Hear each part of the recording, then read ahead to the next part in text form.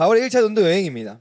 하나님께서 이제는 본격적으로 교회를 통해 이방인을 향해 나아가도록 인도하십니다. 그래서 지난 시간 우리가 베드로를 통해 고넬료의 가정을 구원시키시고 예루살렘 교회가 이방인에게도 구원이 있구나, 하나님께서 이방인을 구원하시기를 원하시는구나를 교회에게 명확하게 알려주셨습니다. 유대인들이라 할지라도 성도된 자들, 예루살렘 교회 교인들은 이방인 중에도 구원받는 일이 있다는 것을 깨달았어요. 그와 동시에 어떤 일이 벌어지고 있느냐, 수리아 안디옥 교회에서 선교사를 파송하는 일이 생겼습니다. 선교사를 누굴 파송합니까? 바울과 바나바를 둘을 세워서 선교팀을 만들고 선교를 보냅니다. 이것이 무엇이죠? 이 첫 번째 걸음이 바울의 1차 전도 여행입니다. 사도행전 13장 1절에서 3절 말씀 함께 읽어보겠습니다. 시작. 안디옥 교회에 선지자들과 교화사들이 있으니 곧 바나바와 니게르라 하는 시므온과 구레네 사람 루기오와 분봉왕 헤롯의 젖동생 마나인과 및 사울이라. 주를 섬겨 금식할 때에 성령이 이르시되 내가 불러 시키는 일을 위하여 바나바와 사울을 따로 세우라 하시니 이에 금식하며 기도하고 바울 두 사람에게 안수하여 보내니라. 아멘. 아멘. 안디옥 교회가 두 군데가 나오는데요. 지금은 이곳입니다. 이곳. 여기 보이세요? 화면에. 지금은 이곳이에요. 수리아 안디옥 교회. 나중에는 이제 비시디아 안디옥 교회, 여기가 이제 나옵니다. 안디옥 교회를 헷갈리시면 안 돼요. 그래서 여기에서 출발해서 이렇게 갔다가 이렇게 돌았다가 이렇게 와서 이렇게 도착하는 게 바울의 1차 전도 여행의 이동 경로입니다. 그래서 여기서 지금 출발하는 거예요. 이 수리아 안디옥 교회 지역에서 이제 수리아 안디옥 교회가 사울과 바나바를 선교사로 세웁니다. 이 모든 역사, 교회가 이 사람들을 세우고 파송하고 있지만 이 교회가 세워서 파송하는 모든 일에 주권자요 주인은 누구십니까? 하나님이시라는 사실을 오늘 말씀에서 알 수 있습니다. 금식할 때에, 주를 섬겨 금식할 때에 성령이 이르시되 하시면서 이들을 보내시는 겁니다. 그러므로 교회의 권위는 어디에서 나옵니까? 하나님께로부터 나옵니다. 그냥 눈에 보이기에는 어떻게 나오죠? 성도들을 통해서 세워지는 것처럼 보입니다. 성도들을 통해서 뭔가 일이 결정되어지고 함께 결정하는 것처럼 보이지만 그 결정되는 모든 일들 가운데의 권위는 어디로부터 주어집니까? 하늘로부터 주어진다는 사실입니다. 오늘 우리는 이것을 믿기에 교회의 결정 안에서, 온 성도들 안에서의 그 결정 안에서 하나님의 권위를 바라보며 순종하고 나아간다는 사실입니다. 그렇게 사도 바울은 그 일행과 함께 그 전도 여행의 여정을 걷게 되고 그 여정을 바울의 1차 전도 여행이라고 부르죠. 그 여정은 사도행전 13장과 14장에 걸쳐서, 두 장에 걸쳐서 기록되어져 있습니다. 오늘 우리는 바울의 1차 전도 여행 가운데 나타난 방해, 박해, 그리고 그 가운데에서 복음을 전파하는 사도 바울의 내용과 복음을 전파하는 사도 바울의 행적을 살펴보면서 복음을 맡은 자들이 가져야 할 자세와 또 그 가져야 되는 그 자세 가운데 가지고 있는 믿음의 근거에 대해서 한번 살펴보기를 원합니다. 아멘이시죠? 뒷면에 보시면 우리 함께 그 나눠드린 종이에도 제가 표시를 해놨습니다. 분홍색으로 표시되어져 있는 안디옥이 수리아 안디옥 교회입니다. 수리아 안디옥 교회에서 이제 출발을 해서 사도행전 13장 첫 번째 전도 지역이 나오는데 그 지역이 구브로 바보 지역입니다. 구브로 바보에서 이제 복음을 전한 이후에 어디로 갑니까? 이제 밤빌리아 버가로 갑니다. 밤빌리아 버가로 가서 밤빌리아 버가에서 이동해서 비시디아 안디옥으로 갑니다. 비시디아 안디옥, 오늘 본문 말씀에 나온 지역입니다. 본문 말씀에 나온 지역이 비시디아 안디옥입니다. 그리고 이 본문 말씀이 끝날 때 쫓겨날 때 발에 티끌을 떨어버리고 어디로 갑니까? 이고니온으로 이동합니다. 3번 이고니온으로 이동해서 사도행전 14장 이야기가 나옵니다. 그래서 루스드라와 더베 이렇게 이동하면서 사울이 거의 죽을 뻔하는 지경까지 이릅니다.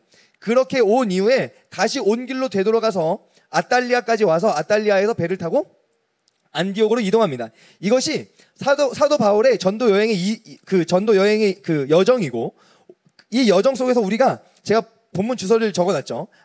사도행전 13장 4절에서 12절은 1번 지역이구나. 13절에서 50절은 2번 지역이구나. 또 14장 1절에서 20절은 3번 지역이고, 14장 21절에서 28절은 되돌아가는 길을 걷고 있구나. 이렇게 보시면서 읽으시면 조금 더 내용을 편하게 읽으실 수 있을 줄 압니다. 아멘. 그러면 이제 복음을 전하는 현장을 우리가 한번 쭉 살펴보겠습니다. 이제 그 페이지를 넘기시면 지도가 안 보이시니까 지도는 이제 여기서 확인하시면서 보시면 되겠습니다. 1번 지역입니다. 1번 지역에서 보게 되는 것은 벌써 이단이 일어나고 있음을 보게 되는 것입니다. 온 섬 가운데로 지나서, 그러니까 이 살람이라고 하는 이곳에 도착해서 여기에서 마가 요한을 수행원으로 얻고 바보로 갑니다. 이 섬을 가로질러서 바보로 갑니다. 바보로 갔는데 바보에서 바예수라고 하는 사람을 만납니다. 바예수의 뜻은 뭐예요? 바예수, 예수의 아들이다 라고 하는 뜻이에요. 예수의 아들이다. 그러니까 바예수, 그러니까 이단이에요. 이단. 내가 예수의 아들이다. 이거 이단이잖아요. 이단이 일어났습니다. 그리고 이 사람이 마술을 막 벌입니다.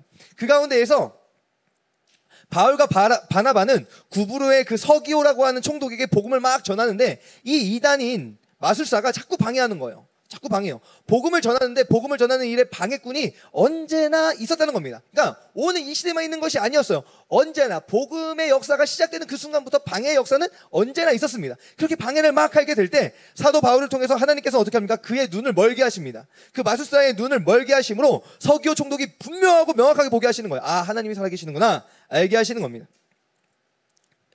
그러면 이 방해가 있었습니다. 그리고 이번 지역으로 이동했을 때는 어떻게 됩니까? 사도행전 13장 44절 45절 그리고 50절을 다시 한번 읽어봅니다. 시작. 그 다음 안식일에는 온 시민이 거의 다 하나님의 말씀을 듣고자 하여 모이니 유대인들이 그 무리를 보고 시기가 가득하여 바울이 말한 것을 반박하고 비방하거늘 결국에 어떻게 합니까? 50절에 시작. 이에 유대인들이 경건한 귀부인들과 그 신의 유력자들을 선동하여 바울과 바나바를 박해하게 하여 그 지역에서 쫓아내니 이번 지역 비시디아 안디옥에 이르렀을 때는 사람들이 회당에 초청해서 바울의 말을 막 듣고자 했습니다. 그리고 바울은 복음을 전했습니다. 그런데 그곳에서 반박과 비방에 부딪히게 되고 결국에는 유대인들의 선동으로 박해가 일어나고 바울은 쫓겨나고 맙니다. 이렇게 쫓겨나게 된 바울은 또 어디로 간다고요? 3번 지역으로 갑니다. 이고니온과 루스드라로 갑니다. 이고니온과 루스드라에서는 어떤 일이 벌어집니까? 사도행전 14장 19절 읽어봅니다. 시작. 유대인들이 안디옥과 이고니온에서 와서 무리를 충동하니 그들을 돌로 바울을 쳐서 죽은 줄로 알고 시외로 끌어내치니라. 3번 지역 이고니온과 루스드라로 이동한 바울은요, 그 지역에 나면서부터 걷지 못한 자를 막 고치면서 복음을 전했습니다. 그런데 이제는 어떻게 합니까? 끈질기게 쫓아오는 겁니다. 이 비시디아 안디옥 지역에서 따라오고 나서 이고니온에서도 함께하는 자들을 불러 모아서 루스드라로 쫓아오는 겁니다. 그러니까 쫓아와요. 그 지역에서 반박하고 방해하는 게 아니라 막 거머리처럼 쫓아와가지고 방해를 하는 겁니다. 방해를 하는데 그냥 방해를 합니까? 아니요. 어떻게 방해하죠? 돌로 쳐서 죽이겠다는 마음으로 행합니다. 그러니까 돌에 맞아서 거의 죽을 뻔한 일을 언제 겪습니까? 바울의 1차 전도 여행에 바울이 겪는 겁니다. 스데반이 당한 일을 바울이 거의 당한 것이죠. 진짜 거의 흡사하게 당한 겁니다. 왜요? 돌로 쳐서 죽이려고 했던 사람들이 죽은 줄 알고 내다 버렸으니까 거의 죽은 거예요. 기적적으로 하나님의 은혜로 살아난 것이죠. 살아난 것이죠. 거의 죽게 만든 겁니다. 여러분, 요즘 이런 말을 많이 듣습니다. 3페이지입니다. 이런 말을 많이 듣습니다. 오늘의 현실은 복음을 전하기 어려운 시대다. 오늘의 현실은 지금 같은 상황에 무슨 개척은 개척이냐 이런 말도 합니다. 그렇죠. 그런데 사도행전을 보니까 복음의 시작이었던 그 시대에도 언제나 복음을 전하는 것은 어려웠습니다. 방해를 받았고요, 박해를 받았고요, 심지어 돌에 맞아 죽는 일까지 벌어졌습니다. 아직 그 정도까지는 아니잖아요. 그렇죠. 아직 개척한다고 돌에 맞아 죽진 않잖아요. 차라리 바울의 시대보다는 조금 나은 시대 같아요. 뭐 어렵진 않지만, 네, 그렇습니다. 그 시대는 어려운 정도가 아니라 죽음을 진정으로 피부에 와닿듯이 오늘 당장 죽음을 각오해야만 복음을 전할 수 있는 시대였다는 것입니다. 그러므로 이제 우리 교회, 아름다운 이야기 교회는 명확하게 보아야 합니다. 원래 복음을 위한 길을 걸으면 무엇을 만난다는 것을요? 어려운 일을 만나게 된다는 것을 우리 아름다운 이야기 교회는 명확하게 보아야 합니다. 주를 위해 이렇게 했으니 평탄하겠지 기대하면 안 됩니다. 하나님은 하실 수 있지만 복음의 길은 원래 사망의 음침한 골짜기를 걷는 것입니다. 해를 두려워하진 않죠. 왜요? 주께서 나와 함께하고 계시고 주의 지팡이와 막대기가 나를 안위하시기 때문이죠. 그렇지만 걷는 길은 어디입니까? 사망의 음침한 골짜기라는 것입니다. 그러면 그러한 곳에서 복음을 전하면 방해하고 박해하고 돌로 쳐 죽이는 그 상황에서 사도 바울은 어떠한 일을 행하였는가 보아야 합니다. 보시죠. 사도행전 13장 38절 41절입니다. 함께 읽어보겠습니다. 시작. 그러므로 형제들아 너희가 알 것은 이 사람을 힘입어 죄사함을 너희에게 전하는 이것이며 또 모세의 율법으로는 너희가 의롭다 하심을 얻지 못하던 모든 일에도 이 사람을 힘입어 믿는 자마다 의롭다 하심을 얻는 이것이라. 그런즉 너희는 선지자들을 통하여 말씀하신 것이 너희에게 미칠까 삼가라. 일러스되 보라 멸시하는 사람들아 너희는 놀라고 멸망하라. 내가 너희 때를 당하여 한 일을 행한 것이니 사람이 너에게 일러줄지라도 도무지 믿지 못할 일이라 하였느니라 하니라. 그렇다면 오늘 이 현실 속에서 복음을 전하는 일에 당하는 어려움의 이 현실 가운데에서 우리는 찾을 수 있는 답은 어디에 있습니까? 결국 명확한 복음을 전하는 것이라는 것에 답을 찾습니다. 사도 바울은 구약으로부터 시작해서 예수 그리스도에 대한 복음을 밝히 드러내는 복음의 메시지를 전하였습니다. 바울이 얼마나 많은 학문과 지식을 가진 자였습니까? 하지만 그가 전하는 말의 그 핵심에는 그가 가지고 있는 철학이나 그가 가지고 있는 사상이나 어떤 학문적 그 높음이나 이런 것이 핵심이 아니었고, 무엇이 핵심이었습니까? 하나님의 구원과 예수 그리스도의 복음에 관한 내용이었습니다. 지금 시대가 어느 시대인데 복음만 가지고 되나? 라고 하는 오만한 생각을 우리는 버려야 합니다. 어제의 시대나 오늘의 시대나 내일의 시대 모두 하나님은 전도에 미련한 것을 통하여 영혼을 구원하시는 것을 기뻐하고 계시기 때문입니다. 오히려 요즘 보게 되는 것은요, 우리의 다음 세대가 명확한 복음 듣기를 원하고 있다는 사실이에요. 교회가 재밌어야지. 네, 재밌으면 좋죠. 그런데요, 재미있는 것은요, 이미 그들의 손에 있습니다. 핸드폰이요. 이미 교회 안 와도 재밌는 건 있습니다. 그들의 집에, 교회 밖에 많이 있습니다. 그런데요, 교회로 오는 그들의 발걸음에, 교회로 오려고 하는 그들의 발걸음의 결단 속에는요, 무엇이 있습니까? 내가 명확하게 이 시간을 소비한다라고 하는 마음이 있습니다. 우리의 다음 세대는요. 그러면 한 치의 흐트림도 없이 그 핵심적인 것을 뽑아 먹어야 손해나지 않은 시간을 소비했다고 생각하는 것이 우리의 다음 세대입니다. 그러면 교회에 나오려고, 예배를 드리려고 나오는 우리의 다음 세대는 무엇을 하려고 시간을 소비할까요? 진리를 들으려고 시간을 소비합니다. 명확해요. 우리의 다음 세대는요, 교회에 오기로 결정하는 다음 세대는요, 그 결정하는 순간에는 명확한 이유가 생깁니다. 교회의 기능을 맛보려고 오는 겁니다. 그래서 그런 애들을 봤습니까? 라고 물어보시면 네, 봤습니다 라고 대답합니다. 봤어요. 지금 고등학교 2학년인데 얘네가 코로나 때 중학교 1학년이었거든요. 1년 동안 교회를 거의 안 나왔어요. 집사 안수집사 딸이었는데, 그리고 그 친구들 성식교회 있을 때 걔네들 1년 있다가 중학교 2학년 돼가지고 나왔는데 복음만 전하고 재미 하나도 없었거든요. 제가 생각할 때 저희 부서는 재미가 하나도 없었어요. 그리고 막 신학적인 막 삼위일체, 경륜적 삼위일체 막 이래가지고 막 이런 거 막 설교하고, 애가 갑자기 변하더니 셀 모임을 해요. 지 스스로 친구들 불러 모아서 줌 열어가지고 셀 모임을 하고 말씀을 나누고. 네. 우리의 다음 세대는요, 시간을 소비할 때 명확한 이유가 있어야 소비합니다. 그러니까 교회에 나오기 싫은 이유는요, 엄마가 가자야 해서 싫은 거잖아요. 한 번 정도 얘기하다가 본인의 결단으로 나오는 것은 아, 그래, 교회 가면 재밌어서 아니에요. 예배 드리러 가자라고 해서 오게 될 때 본인은요, 그러면 말씀 들으러 오는 겁니다. 그렇게 오는 사람들은. 그러면 그 말씀 안에서 진리를 전해줘야 되는 거예요. 이거 안 하면 와봐야 소용없네. 내가 여기 앉아서 왜 이 딴소리를 듣고 있지? 그렇죠?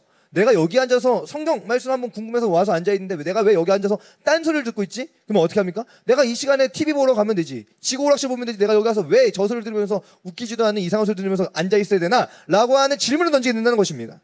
핵심적인 것이 무엇이죠? 진리를 전해줘야 되는 거예요. 그들 안에 무엇이 필요합니까? 진리가 필요해요. 왜냐하면 우리의 다음 세대는요, 진리가 사라진 시대입니다. 그래서 진리를 갈망합니다.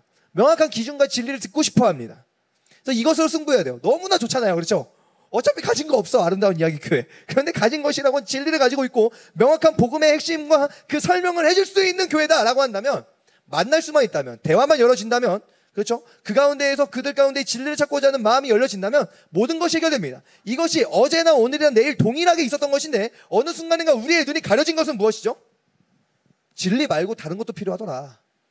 복음 말고 다른 것도 필요하더라. 그리고 그렇게 해보니 사람들이 모이더라 라고 하는 이상한 설레 때문에 문제가 생긴 겁니다. 당연히 교제가 필요하지만 그 무엇인가 교제가 필요하다라고 하는 그 타이틀을 걸어놓고 진리가 빠져버린 이상한 모습이 우리 안에 있었지 않습니까? 잘 한번 생각해 보세요. 네. 그리고 우리는 다시 교제를 무시하는 것이 아니라 진리를 세우고 그 진리 안에서 교제하는 모임과 공동체를 세우기 위해서 하나를 먼저 세우겠다는 것입니다. 아멘이시죠? 아멘. 그러면 그래도 복음만 전하면 어려워지겠지. 맞아요. 어렵습니다. 어렵지만 어떻게 해야 되죠? 아쉬워지면 안 됩니다. 뒷페이지입니다. 따라해 보실까요? 아쉬워지면 지는 거다. 네, 제가요 교회 사역할 때 제 마음에 정한 것이 있습니다. 아쉬워지면 지는 거다. 절대 아쉬워지지 말자. 왜냐면 이게 아쉬워지는 순간 뭐가 되죠? 종이 돼요. 그게 아쉬워서 내가 하고 싶은 말 못하고, 그게 이거 하면 저거 놓치니까 아쉬워서 뭐 못하고 저거 못하고 이거 못하고 눈치 보고, 뭐예요? 종놈 되는 거예요. 내가 하나님의 종이지 사람의 종은 아니잖아요. 그렇죠? 근데 아예 정신적인 것부터 시작해서 모든 것이 종속돼 버립니다. 그거 되기 싫어서. 아쉬워지면 지는 거다. 절대 아쉬워지지 않으려고 부단히 애를 썼습니다. 그런데 복음을 전하는 일에도 마찬가지입니다. 사도행전 13장 51절 말씀 함께 읽어보겠습니다. 시작. 두 사람이 그들을 향하여 발에 띠끌을 떨어버리고 이고니온으로 가거늘. 이런 박해 속에서 복음을 열심히 전하던 바울과 일행은요, 어쩔 수 없이 계속 자리를 옮겨갑니다. 그때 그들이 가졌던 마음이 어떠한 마음이죠? 발에 띠끌을 떨어버리는 겁니다. 그곳에서요, 복음을 전하면요, 믿음의 역사가 막 일어납니다. 구원받는 자들이 막 일어납니다. 그런데 짜증나고 열받는 게 뭐냐면요, 박해하는 자들이 일어나서 그 믿음을 가지고 있는 자들의 마음을 자꾸 막 들쑤십니다. 믿음을 가지고 있는 자들의 믿음을 막 흔들고 자꾸 잡아뜨리고 막 그럽니다. 그리고 그들이 일어나서 나를 다시 막 비방하고 막 내쫓습니다. 이러한 마음이 들 때 마음의 낙심과 마음의 절망 또는 막 왜 이렇게 되는 거야? 내가 얼마나 열심히 했는데 라고 하는 그 아쉬워하는 마음이 들 수 있습니다. 그런데 바울과 바나바가 어떻게 하죠? 발에 띠끌을 떨어버리는 겁니다. 이거 누가 가르쳐 주신 말씀이죠? 예수님께서 제 아들을 전도하러 보내실 때 말씀하시는 거예요. 누구든지 너희를 영접하면 그 집에 들어가서 축복하면서 그 집에서 쉬고, 거절하면 발에 띠끌까지 떨어버려라. 아쉬워하지 마라. 뭐야? 복음을 가진 자의 명예와 자존감입니다. 이건요 사람에게서 오는 그 자존감을 가지는 것이 아니라 무엇이죠? 하나님께로부터 부여받은 사명이라고 하는 것 안에서, 하나님께서 나를 붙잡고 계신다는 그, 하나님께서 나에게 맡겨주신 그 임무라고 하는 그 안에서 완벽한 자존감이 있는 것입니다. 그러니까 서목사가 개척을 했는데 성도가 뭐 1년 했는데 성도가 많이 안 늘더라, 뭐 하다가 뭐 중간에 그만뒀다더라, 상관없습니다. 그런 걸로 누군가의 평가 상관없습니다. 네, 상관없어요. 뭐 어쩌라고 막 이런 거죠. 뭐 어쩌라고 뭐 이런 겁니다. 당신이 날 보낸 게 아니잖아. 하나님이 날 보내셨지. 그렇게 가는 겁니다. 아쉬워지는 순간 지는 겁니다. 그러니까 뭐 천목회는 성공 안 할 수도 있습니다. 그렇죠? 왜요? 보세요. 구브로에서 복음 전하다가 박해 일어나서 도망가요. 누가요? 사도 바울이요. 그렇죠? BCD 안디옥에서 막 복음 전하다가 또 막 박해 일어나서 도망가요. 사도 바울은요, 1차 전도 여행에서 실패로 결말짓는 연속이었어요. 뭔가 되는 듯 하는데 실패, 뭔가 되는 듯 하는데 실패. 그런데 되는 듯 하는데 실패 가운데에서 남아있는 싹들이 있었다. 이것이 하나님의 역사였다는 것입니다. 주어진 자리에서 다른 곳으로 옮겨지면 그곳에서 묵묵히 복음을 전했습니다. 그렇게 복음을 전하는 삶 속에 애매히 당하는 고난에도요, 낙심하지 않아요. 내가 너네한테 복음을 전했는데 니들이 나한테 그래? 낙심하지 않습니다. 그렇게 또 다른 곳으로 옮겨가서 복음을 전합니다. 끝내 죽은 것처럼 보일지라도, 처참한 상태에 놓이게 되었다 할지라도 좌절과 낙담하지 않습니다. 그러므로 오늘 우리는요, 어디까지 이르렀든지 어떻게 해야 됩니까? 그대로 행해야 됩니다. 빌립보서 3장 16절 말씀입니다. 함께 읽어보겠습니다. 시작. 오직 우리가 어디까지 이르렀든지 그대로 행할 것이라. 그저 앞에 있는 표대를 향하여 달려가는 바울의 중심, 믿음을 보십시오. 뒤에 있는 것을 잊어버립니다. 그대로 행하는 것입니다. 내가 이렇게 해서 잘 되고 있었는데 왜 결말은 아직도 이런가? 라고 하는 그 질문을 뛰어넘는 것, 무엇입니까? 올바른 믿음의 고백입니다. 올바른 믿음의 고백은요, 이 질문을 뛰어넘게 합니다. 내가 이렇게 해서 잘 되고 있었는데 왜 자꾸 이런 결말로 맺어지지? 올바른 믿음의 고백이 필요합니다. 그 올바른 믿음의 고백이 무엇이죠? 하나님의 작정에 대한 믿음이에요. 따라해 보실까요? 작정된 자는 다 믿더라. 사도행전 13장 46절 48절입니다. 읽어보겠습니다. 시작. 바울과 바나바가 담대히 말하여 이르되 하나님의 말씀을 마땅히 먼저 너희에게 전할 것이로되 너희가 그것을 버리고 영생을 얻기에 합당하지 않은 자로 자처하기로 우리가 이방인에게로 향하노라. 주께서 이같이 우리에게 명하시되 내가 너를 이방의 빛으로 삼아 너로 땅끝까지 구원하게 하리라 하셨느니라 하니 이방인들이 듣고 기뻐하여 하나님의 말씀을 찬송하며 영생을 주시기로 작정된 자는 다 믿더라. 아멘. 복음의 역사 가운데 그 모든 주도권은요, 누구에게 있습니까? 바로 하나님께 있습니다. 아무리 상황이 어려워도요, 영생을 주시기로 작정된 자는 다 믿게 되는 역사를 보게 되는 줄 믿습니다. 그러므로 우리에게 주어진 임무는요, 무엇입니까? 복음을 명확하게 전하는 것이 우리의 임무입니다. 많은 사람들을 끌어모으는 것이 임무가 아니라 우리의 임무는 복음을 명확하게 전하는 것에 있습니다. 복음을 명확하게 전하게 될 때에 하나님께서 구원을 얻기로, 영생을 주시기로 작정된 자는 다 어떻게 됩니까? 믿게 되는 것입니다. 아멘이시죠? 그러므로 이것을 가리켜 우리는 외적인 부르심과 내적인 부르심이라고 지칭합니다. 외적인 부르심은 복음을 명확하게 전하는 것에 있습니다. 오늘 이 눈에 보이는 외적인 저를 통해서 불러지는 겁니다. 예수님 믿으세요. 예수님 당신을 위해서 죽으셨습니다 라고 하는 이 복음의 선포가 외적인 부르심입니다. 그러면 이 외적인 부르심의 두 가지 반응을 보게 되죠. 하나는 믿음의 반응, 또 하나는 저항과 방해와 박해. 죄인들은 당연히 저항하고 방해하고 박해하는 것으로 귀결됩니다. 그렇기에 모든 복음의 역사 속에서 그 어떤 시대도 복음을 전하기 쉬웠던 적은 없습니다. 그럼에도 하나님은요, 들려진 복음 가운데의 내적인 부르심을 이루어 주심으로 믿음의 사람들을 세워 주십니다. 어떤 시대에라도 하나님의 작정 안에서 믿음의 역사는 일어났습니다. 오늘도 일어나고 있고 앞으로도 일어날 것입니다. 이 사실 앞에 우리가 선다면 상황의 어려움을 두려워하지 않게 됩니다. 상황이 이렇게 어려운데 되겠어? 작정된 자는 다 믿게 됩니다. 이것을 믿게 될 때 두려워하지 않게 되고 어디에 이르렀든지 그대로 행할 힘이 생겨난다는 사실이죠. 아멘이시죠? 그렇다면 이 믿음 안에서 그대로 행하게 된다면 또 어떤 일이 벌어지냐? 따라해 보실까요? 결코 교만해질 수 없다.